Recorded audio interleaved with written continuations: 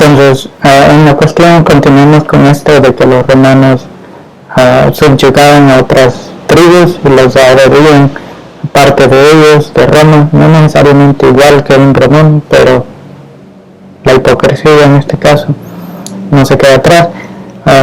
Y vemos la cuestión del desarrollo de museos, todas estas cosas que los museos se desarrollaron como forma de los imperios coleccionaban cosas de los lugares que iban a conquistar y los agregaban al museo propio de ellos. Entonces, en este caso podemos ver que en El Salvador no tenemos un historial empírico. Está España, Nueva España, que era México. Entonces, en los museos podemos trazar muchas de las cuestiones, de las cosas que se llevaron. Por ejemplo, España se llevó manuscritos, se llevó cosas de los nativos, de los imperios maya, de la cultura maya, y las vendió, las perdió a otros países. Por eso que encontramos también de esto, encontramos antigüedades en otros museos de otros países. La tradición ahora es que todo lo que se tiene de otros países es que lo dona a otro país, lo dona para el museo y atraer gente. Entonces, pero en la antigüedad no era así. Historialmente hay un trazado de donde existe un mercado negro donde personas que encuentran vasijas se las llevan, las venden a un mejor postor, las compran y hacen dinero de las reliquias del patrimonio de un país, de un legado. Entonces, eso es lo que existía en ese tiempo. De eso se llevaba todas esas cuestiones y eso es lo que miramos en Roma en ese tiempo. Observamos también el vandalismo, el pandillerismo, se puede trasladar en términos modernos, que todo esto fue que ya se empezaba a ver y eso solo dictaba que empezaba a fallecer el Estado común de Roma por sí mismo. Entonces, eso es lo que se trata de decir. Así que eso es párrafo 103 y vamos a dejar párrafo 104. Hay algunas cosas que las vamos a mencionar más adelante, así que aquí les dejo párrafo 4. 104. Párrafo 104. Al igual que el destello de la luz ciega el camino por delante de la universalidad, absuelve su propia vida de la naturaleza, pero aquí se disuelve en una orgía industrial, como lo hace el azúcar en el agua. El proceso de disfrutar de la homogeneidad, sin sentido de celebración, que durante mucho tiempo ha disminuido intelectualmente y tal vez incluso físicamente por encima de todo. Entonces, párrafo 104 y 103 tienen una relación bastante cercana, porque en el párrafo 103 al final también hablamos de cómo solo los que no tienen nada que perder se quedan, los que siempre han perdurado en las condiciones más severas de la historia de como país, los que han supervivido tal vez una buena época, son los que quedan. Entonces yo clasifico a estas personas como armaduradas, que son los verdaderos romanos.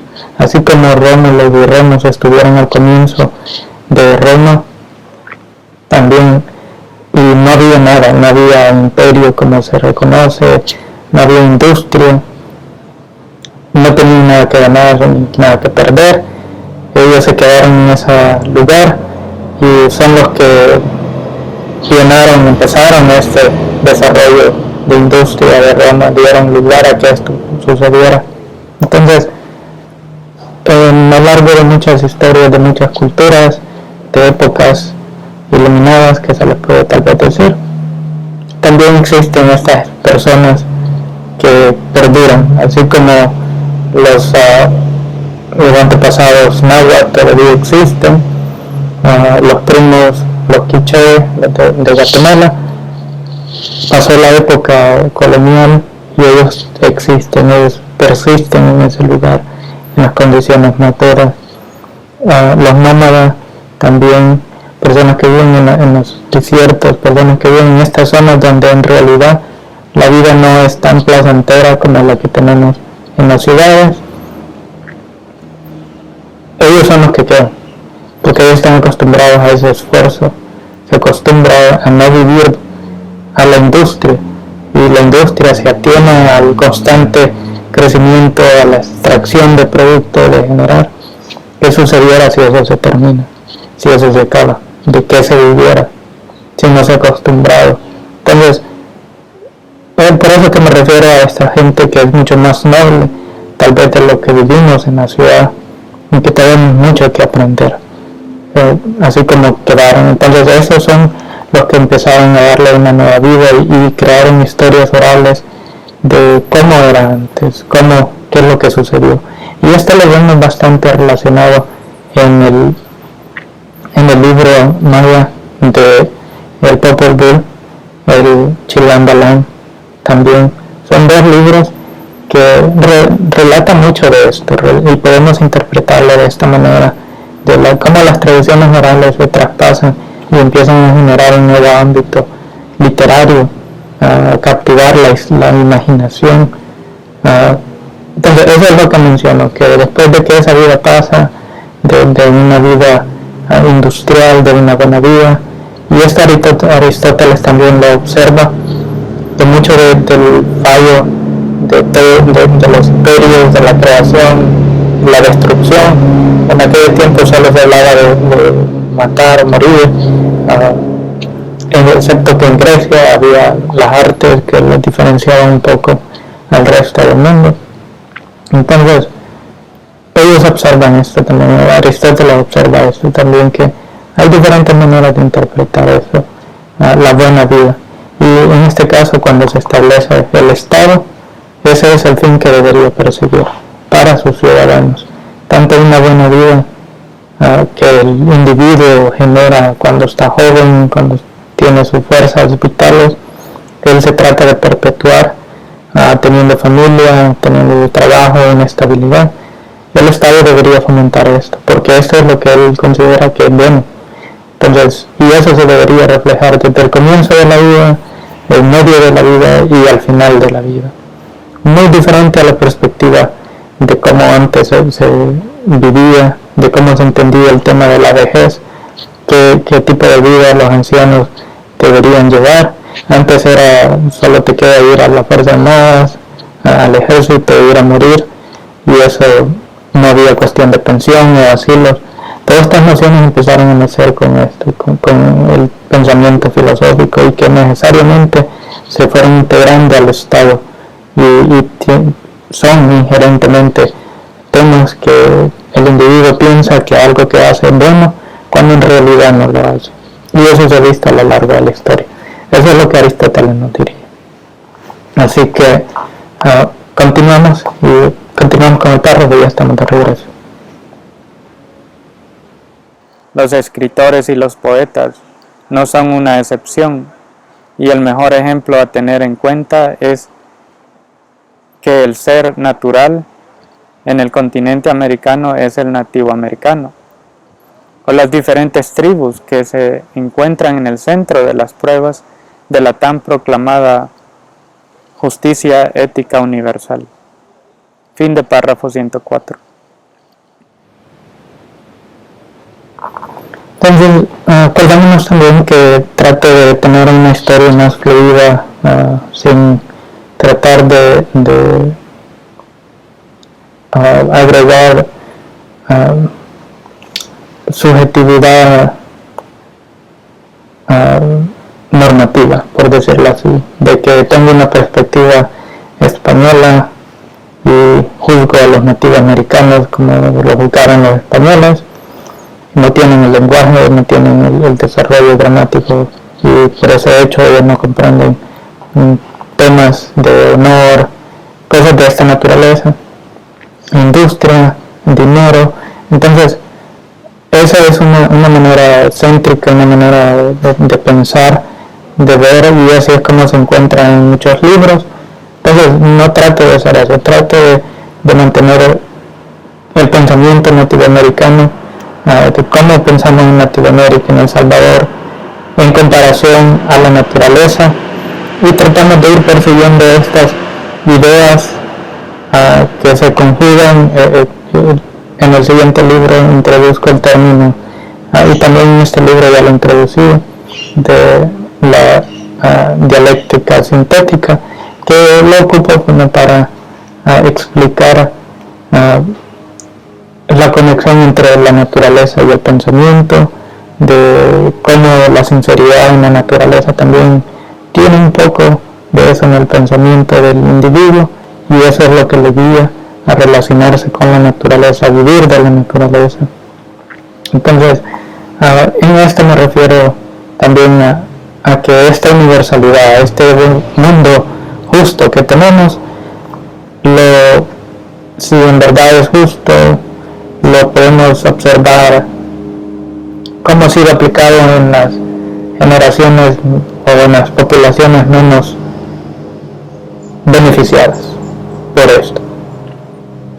En realidad hay una tensión entre el individuo, en este caso nativoamericano, y la justicia. Es en verdad la justicia se puede utilizar para no tomar en cuenta a otras personas.